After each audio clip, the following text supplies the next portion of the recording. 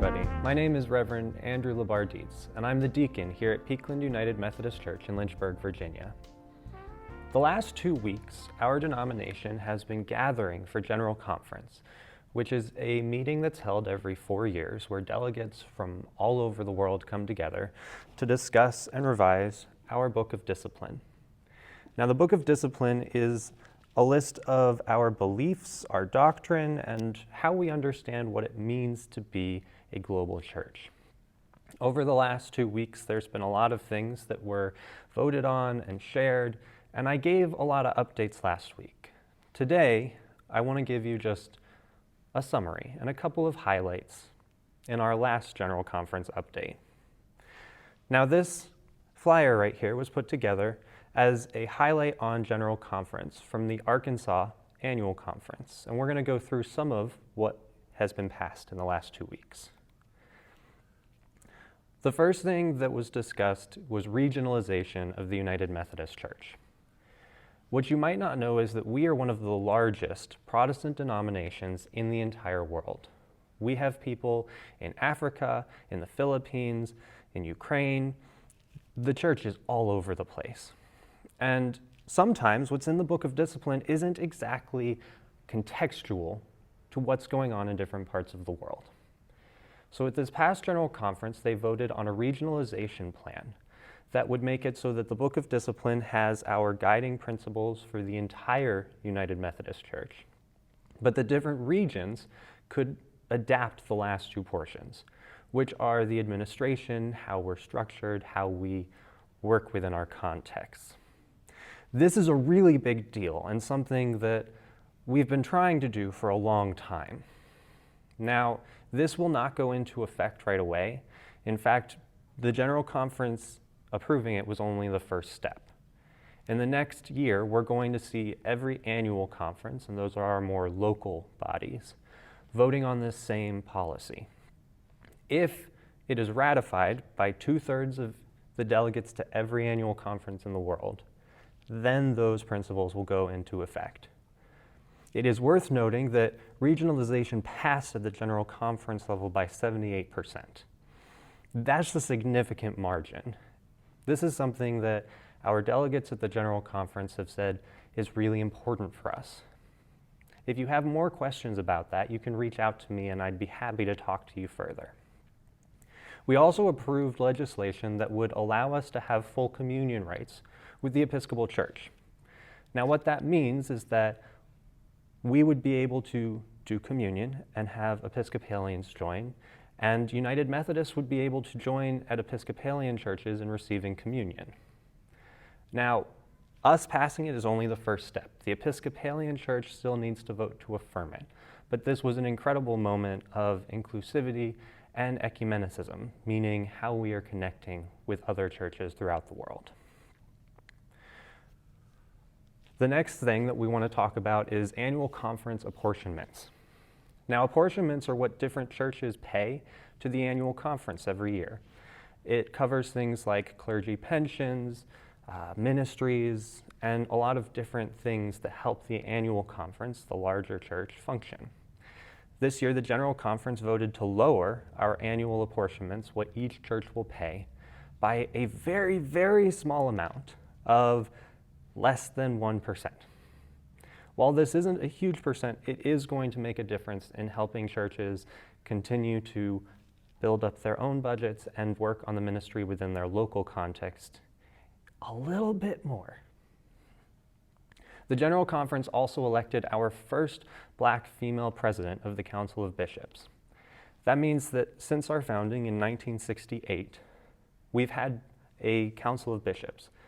These are the people who preside over annual conferences. And there is always one president of the Council of Bishops who is in charge of speaking for the bishops and pulling them together and holding the meetings. This year we elected the first Black female bishop president, and that's a really exciting moment in our history. We also had another historic moment in regards to bishops. In 2022, we had the first bishop elected who was a Native American. That's Bishop David Wilson. He's currently serving in the Great Plains Annual Conference, which is out in the Midwest. He was the first Native American bishop to ever preside over General Conference. So that was another historic moment. Now, the next point is one that has been broadcast in the news all over the place, and it's not quite as cut and dry as some of the news sources have made it seem.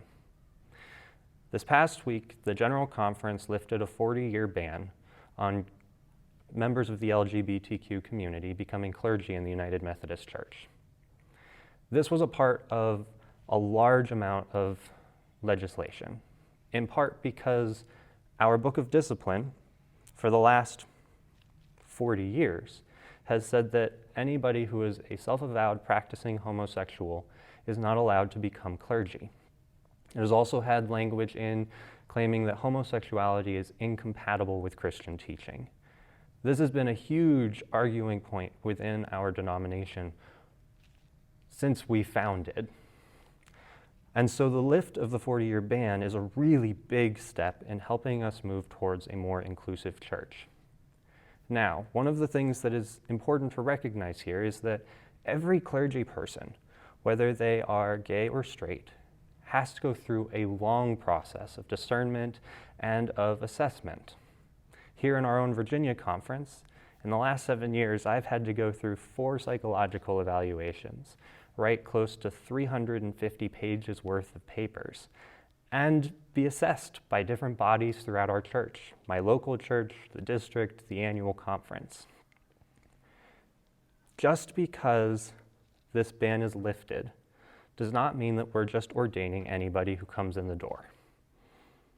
It just means that members of the LGBTQ community can explore their call to ministry in a way that they couldn't before. This is a moment that many of us have waited for a long time. And I'm very grateful to have been able to be there to watch it. The next part of this is connected.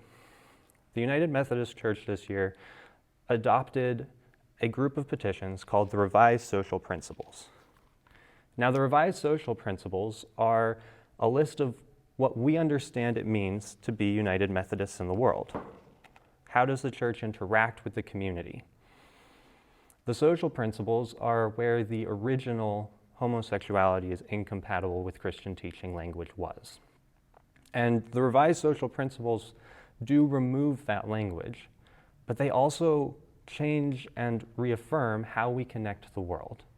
They have a list of how we handle government, how we understand what it means to be connected to the community.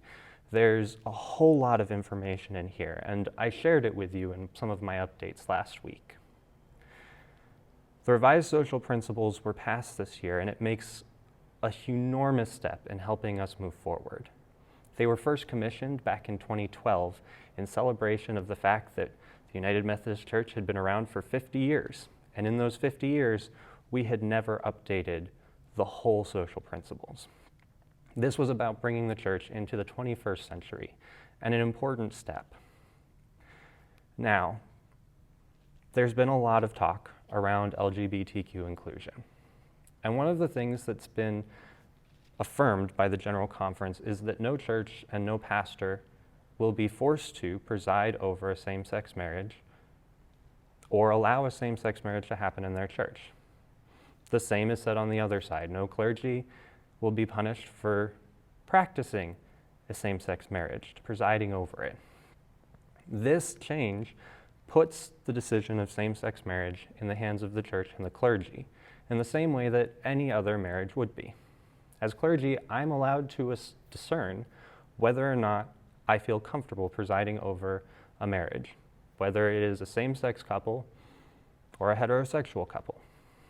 All of this decision does is open up the opportunity for clergy, churches, and couples to discern what is right for them.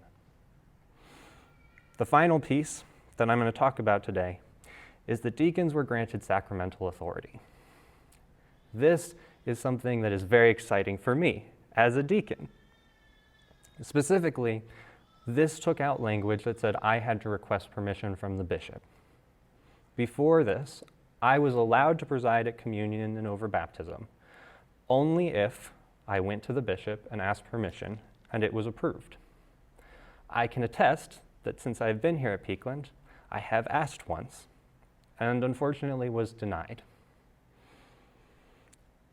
This new legislation means that when contextually appropriate, on a week that maybe Joe's not here, or that I go out on a retreat with the youth, I can still preside over sacrament and allow us to gather at the table of communion to celebrate the welcoming in of somebody into the holy community. This legislation is something that I have dreamed of since I began this process all the way back in 2013. And I'm still honestly a little in shock that it's finally happened. Now, the General Conference enacted over 100 different petitions in the last 2 weeks, and I can't tell you about all of them. These are just some of the highlights that happened. If you have more questions about General Conference, what's happened, or how it impacts us at Peakland, I invite you to reach out to me. You can reach me at peaklandassociate@gmail.com. I have had the pleasure and the blessing of being able to observe and attend the last 3 General Conferences, and it's a subject that I am very passionate about and excited to talk about. I am more than happy to join in conversation with you. That's why I'm here. So if you have questions, if you have concerns, don't hesitate to reach out. In the meantime, this is just another day, another time where we are continuing to step out as a community, reaching out, serving all, and extending God's table.